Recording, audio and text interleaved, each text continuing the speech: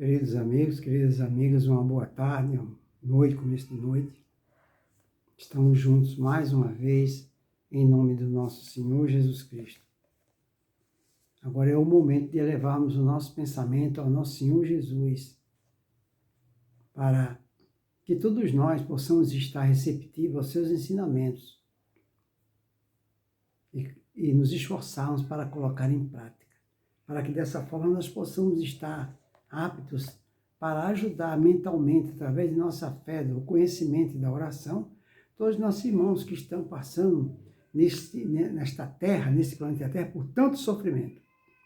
Então, através do livro de José Carlos de Luca, eu vou ler uma mensagem aqui de Osias, que diz assim: todos no mundo esperam algo, mas sem alegria na esperança, muitos se transiam. Todos sofrem algo, mas sem paciência na dor, muitos se desesperam. Todos desejam algo, mas sem persistência na oração, muitos se desanimam. Então a gente percebe aqui que seja qual seja o problema, a dor que nós estamos passando, as provas que estamos passando, a única coisa que vai nos proporcionar a resistência necessária para levarmos a efeito, para ultrapassarmos e sobrepujarmos e vencermos as pedras do caminho, é através da persistência na oração, no otimismo e na esperança. Não tem outra solução. Aí, em cima dessas palavras de Osias, né, aí vem o José Carlos de Luca que nos diz: a mensagem que acabamos de ler, inspirada em um versículo da carta de São Paulo aos Romanos, representa um roteiro de luz para superarmos nossas tribulações. Alegria na esperança. Paciência na dor que estamos atravessando. Perseverança na oração, tá vendo? Não é orar e já querer de imediato o resultado. Temos que perseverar na oração, sistematicamente. E ficar em paz, aguardar o tempo de Deus, que Ele irá mostrar, através da sua infinita misericórdia, a solução para os nossos problemas. Duas coisas podem acontecer. Ou Ele vai fazer, através de nossas orações, os problemas se resolverem, ou então, se é da vontade de Deus que a gente passe por aquela situação, Ele vai nos dar a força necessária para que nós suportamos o peso da cruz. É assim que funciona. Ele fala muitas vezes, quando um problema nos tira a tranquilidade, entramos em faixas de desânimo, tristeza, desespero e apatia. E quando esse quadro se instala, nossa situação tende a se agravar, porque quem tem à sua frente um obstáculo precisa de força para transpô-lo. A treva pede a presença da luz, assim como a ferida pede o remédio para cicatrizar. Recebemos nesta lição 3 remédios de grande eficácia para as nossas crises. Olha só, agora ele vai apresentar 3 remédios eficazes para as nossas crises. Quero falar com você um pouco sobre cada um deles. Leia como se estivesse lendo uma bula de remédio. A primeira sugestão que ele vai dar para a gente suportar a crise, nossas crises, os obstáculos de nosso caminho, as duras provas inevitáveis que todos temos que passar. Primeiro item, a primeira recomendação que ele dá para resolvermos nosso problema é alegria na esperança. Alegria quando estivermos nos utilizando da esperança. Aí ele nos diz, a esperança é um santo remédio. Ela nos faz ver que todo problema é passageiro. E esse olhar traz alívio ao nosso coração aflito. Não há dor que se eternize. Depois do ponto mais escuro da noite, surge a alvorada de um novo dia. Depois do inverno, nasce a primavera. Quero aproveitar esse momento que eu estou transmitindo esses ensinamentos do José Carlos de Luca, rogando a Deus e a Jesus e a Maria Santíssima que este ensinamento ecoe, se estenda para todos os nossos irmãos que estão internados nos hospitais, para todas as pessoas que estão desempregadas, enfim, para todas as pessoas que estão melancólicas, tristes, não é?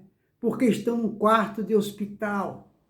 Não é brincadeira a pessoa sair de sua casa e de repente fica uma semana, às vezes um mês, num quarto de hospital, longe do aconchego da família. Então eu rogo a Jesus, a Eurípides Passanufo, Dr. Bezerra de Menezes, Maria Santíssima e Jesus Cristo do céu, que esses ensinamentos aqui, que eu estou transmitindo, ecoe e penetre no coração de todas as pessoas que estão aflitas, doentes, desempregadas. Então, que elas ouçam no íntimo do seu mais íntimo. Aqui ele está passando 3 sugestões para as pessoas que estão passando por graves obstáculos, problema de doença, de desemprego, enfim, seja qual seja a sua dor, aqui a primeira sugestão que ele nos dá é alegria na esperança. Aí ele começa dizendo, depois do inverno, nasce a primavera. Só o bem é eterno. O mal é criação do homem, fadado a desaparecer. Tão logo a criatura vá se despoluindo de suas próprias negatividades. A dor que nós estamos passando pode ser comparada à tempestade que vem purificar a atmosfera. Então a dor, a tribulação que a gente está passando, as provas dolorosas que a gente está passando, ela pode ser considerada a uma tempestade que tem, até nisso há progresso. A tempestade ela vem para depois purificar o ar, porque a tempestade, o ar, o vento, vai levar toda aquela contaminação, todas aquelas energias mórbidas para outro local, trazendo um ar puro, benéfico e salutar para toda a população. A mesma coisa que ele está falando aqui, a dor que nós estamos passando. Muitas vezes, Deus soluciona os nossos problemas e os nossos sofrimentos através de lágrimas. Precisamos identificar. Precisamos, como ele fala aqui, ter alegria na esperança. Precisamos ter esperança. E esperança é a certeza de que Deus está no barco, que Deus está vendo o que nós estamos passando. E no tempo dele, ele vai tomar uma providência. Aí ele continua, falando ainda sobre o primeiro item, que é a alegria na esperança. Ele fala, quando estivermos sob a tempestade de problemas, tenhamos a certeza de que as leis da vida estão saneando o nosso mundo íntimo, eliminando os detritos que estão tirando a pureza de nossa alma. Tá vendo aí, pessoal? Eu vou repetir essa parte aqui para que ela consiga penetrar no íntimo do nosso mais íntimo. Olha só. Quando estivermos sob as tempestades de problemas, tenhamos a certeza de que as leis da vida estão saneando o nosso mundo íntimo, eliminando os detritos que estão tirando a pureza de nossa alma. Isso também traz esperança, porque sabemos que a dificuldade não deixa de ser um tratamento de beleza espiritual. É um tratamento de beleza espiritual. A pessoa não vai na manicure para fazer um tratamento, né, do aspecto físico. E cadê o tratamento espiritual? Jesus e Deus, ele também faz um tratamento visual bonito na nossa alma. E muitas vezes é através de lágrimas que a gente não quer. Aí ele continua, eliminando as imperfeições que tanto mal tem causado a nós mesmos. E essa esperança traz alegria, porque guardamos a certeza de que estamos sendo levados a uma situação melhor do que aquela em que encontrávamos anteriormente. Está vendo? Na música Juízo Final, do compositor Nelson Cavaquinho, ele escreveu coisas bonitas sobre a esperança. Nelson do Cavaquinho escreveu coisas bonitas sobre a esperança. Olha o que ele fala. O sol há de brilhar mais uma vez. A luz há de chegar aos corações. Do mal será queimada a semente. O amor será eterno novamente. Aí ele continua. Hoje o tempo pode estar nublado de problemas da nossa vida. Mas a esperança nos diz que o sol há de brilhar mais uma vez e que a luz há de chegar aos corações. A doce voz da esperança também nos fala que a semente do mal que cresceu em nossa vida será queimada. E o amor estará de volta ao nosso caminho. E isso nos traz alegria, nos faz esperançosos, não é? Mas não é uma espera passiva, inerte e acomodada. É esperar trabalhando, para que tudo isso aconteça com a convicção de que irá acontecer. Então, seja qual seja o nosso problema, nós temos que manter a esperança com alegria, mas não de forma estática, parado. Nós temos que continuar ocupando a nossa mente e o nosso corpo físico, em geral, no trabalho do bem, do próximo e de nós mesmos. Aí ele continua. Aí o segundo item, que ele falou que ia dar 3 itens, não é? 3 sugestões, 3 receitas para resolvermos nossos problemas. A primeira foi alegria na esperança, agora é paciência na dor. O segundo é paciência enquanto estivermos passando pela dor. Então ele fala, não há vitória nas tribulações sem que tomemos diariamente remédio da paciência. No mais das vezes, as dificuldades de hoje são resultantes de nossos equívocos de longos anos. Olha só, vou repetir que eu gostei dessa parte. No mais das vezes, as dificuldades que hoje estamos passando são resultantes de nossos equívocos de longos anos. Mas é verdade. Às vezes a gente fica defendendo uma teoria, não é um ponto de vista, e vivemos em função daquela teoria e daquele ponto de vista, sem sabermos que nós estamos equivocados. E aí é que surge o sofrimento, porque todo sofrimento, é importante salientar isso, ele nos assoma por causa de atitudes equivocadas, decisões equivocadas, escolhas equivocadas. O nosso grande mal na Terra é esse, é a escolha equivocada. Então, paciência. Escolheu um emprego equivocado. Escolheu a noiva equivocada. Escolheu o marido equivocado. Tomou decisões equivocadas. Agiu intempestivamente. Agiu atabalhoadamente. Tudo isso são escolhas e decisões equivocadas. E depois a gente vai ter que pagar o preço. Porque a nossa vida se resume em 2 palavrinhas. Bônus e ônus. Nunca nos esqueçamos disso. A nossa vida se resume em bônus e ônus. Tudo tem seu preço. Toda ação gera uma reação. Tomemos cuidado. Porque existe algo muito valioso em jogo. E este algo valioso é nossa felicidade. Saibamos administrar nossas vidas. Saibamos administrar nossas vidas, porque nós somos os administradores de nossas vidas. Deus respeita nosso livre-arbítrio. Ele não nos obriga a fazer o bem, como o mal não nos obriga a fazer o mal. Toda tomada de decisão parte de nós. Porque nós temos livre-arbítrio. Portanto, saibamos administrar nossas vidas. Então, aqui ele está dando 3 sugestões para quando estivermos passando por duros sofrimentos por causa de escolhas equivocadas, nós possamos conseguir a nossa autossuperação.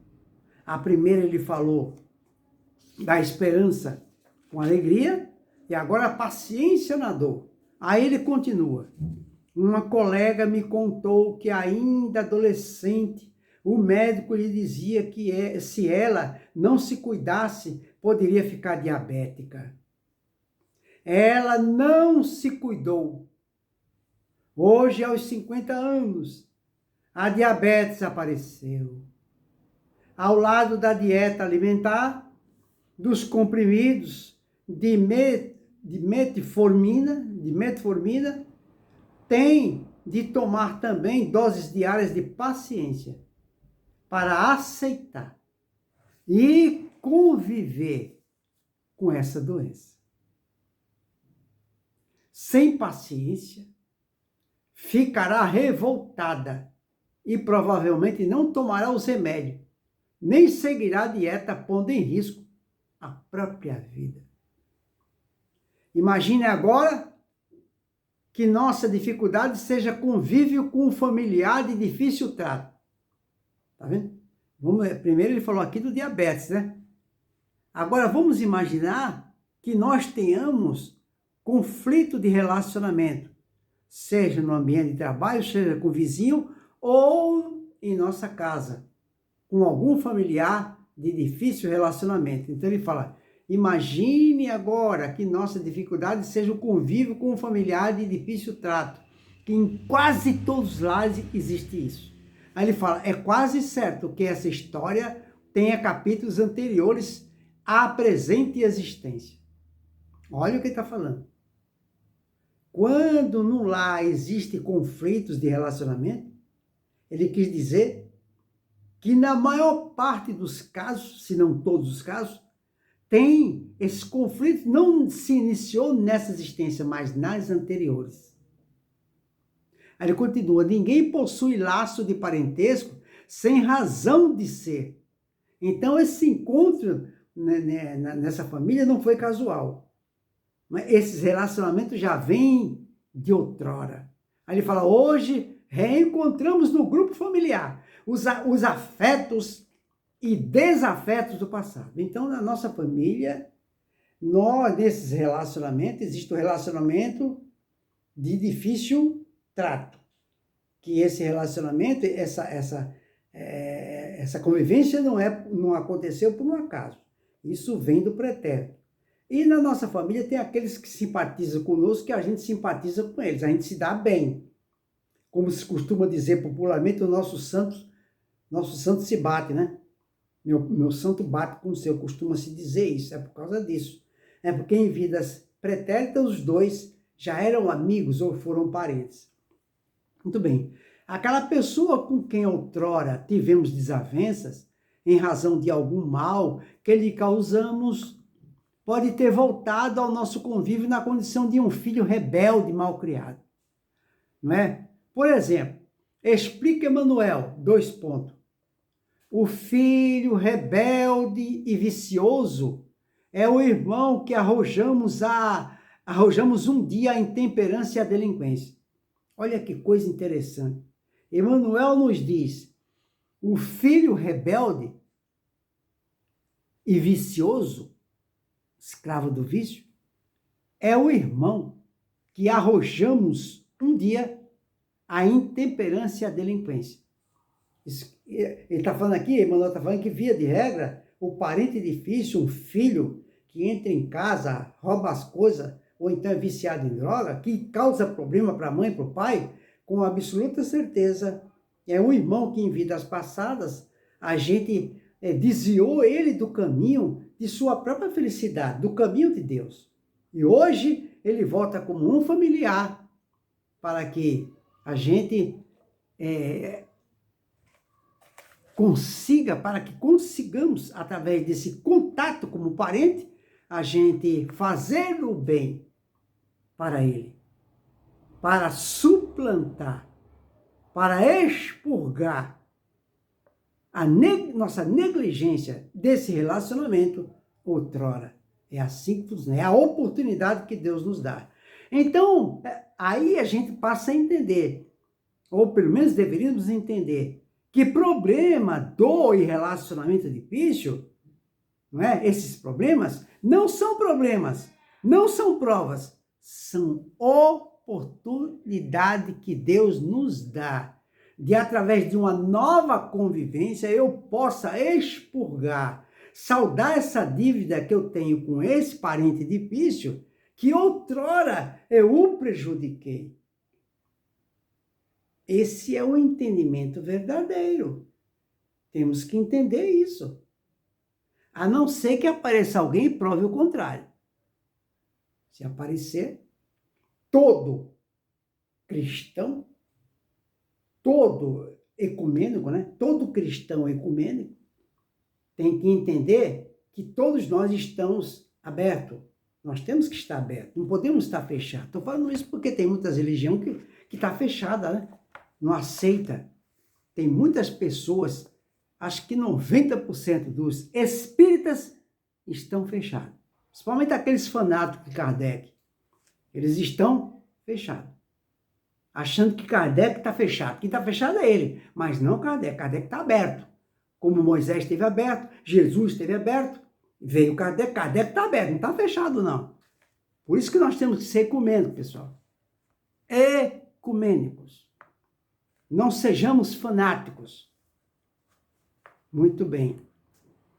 Aí ele continua.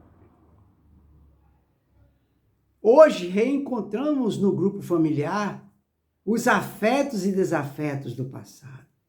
Aquela pessoa com quem outrora tivemos desavenças, em razão de algum mal que lhe causamos, pode ter voltado ao nosso convívio na condição de um filho rebelde, por exemplo. Aí ele dá o exemplo aqui de Manuel. Manuel falou, o filho rebelde e vicioso é o irmão que no passado nós arrojamos ele à intemperância e à delinquência. Aí ele continua, ora, como resgatar nossa dívida de amor para com esse filho, sem que a paciência nos envolva diariamente? Se a pessoa não tiver paciência com esse relacionamento difícil, com aquele filho, ou aquele marido, ou aquele irmão, ou aquela irmã, ou primo, ou tio, que nos causa problema, sem paciência, como é que nós vamos conseguir a nossa autossuperação? A nossa autoevangelização? Não será do dia para a noite que conquistaremos o coração ferido desse irmão que no passado nós magoamos.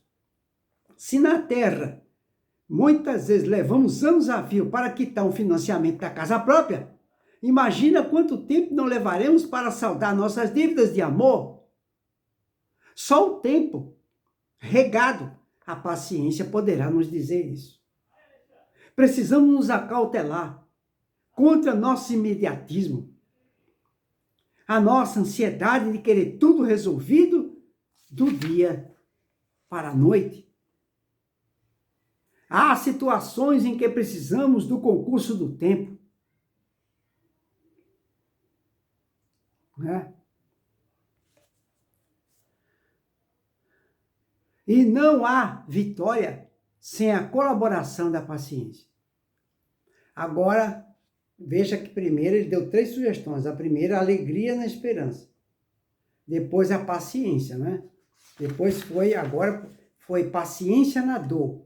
E agora vem perseverança na oração. Perseverança na oração. Aí ele nos diz, a prece é o canal do revigoramento de nossas forças para as lutas que estamos enfrentando. A prece é também um escudo que nos protege das energias negativas que circundam o nosso planeta, sobretudo nesses tempos de intensa turbulência que estamos vivendo. Quem não toma o remédio da oração fica exposto ao vendaval do negativismo que vem predominando na atualidade. Fantástico, adorei. Ele continua, e não nos poderia acontecer coisa pior, quando estamos atravessando um período de dificuldade. Ficaremos como um carro parado na estrada por falta de combustível. Oremos, pois, diariamente, pedindo a Deus forças e sabedoria para andar na chuva, sem que ela nos impeça a marcha. Quando a prece sai da nossa alma, dizia Chico Xavier, que antes que ela suba da terra ao céu, o céu já está chegando à terra. E com certeza, Deus nos enviará capa e guarda-chuva para enfrentarmos qualquer tipo de tempestade. Bem lembrou Marianne Williamson. Ela nos diz: nosso triunfo sobre a dor não é que podemos evitá-la, mas sim que podemos enfrentá-la. E aí está nossa esperança, que em espírito possamos nos tornar maiores do que os problemas que enfrentamos. E para terminar, ele nos fala: e para tanto Deus nos deu 3 fortificantes para a nossa vitória. Acabamos de ler a bula. Agora é começar o tratamento desde já, sem data para terminar. Então ficou aí a sugestão fantástica que ele nos proporcionou agora, não é? Para que todos nós tenhamos a capacidade para enfrentarmos nossas provas tão benéficas para a nossa própria evolução espiritual. Primeira receita, primeira recomendação é paciência na dor. A primeira foi alegria na esperança. A segunda, paciência na dor. E a terceira foi perseverança na oração.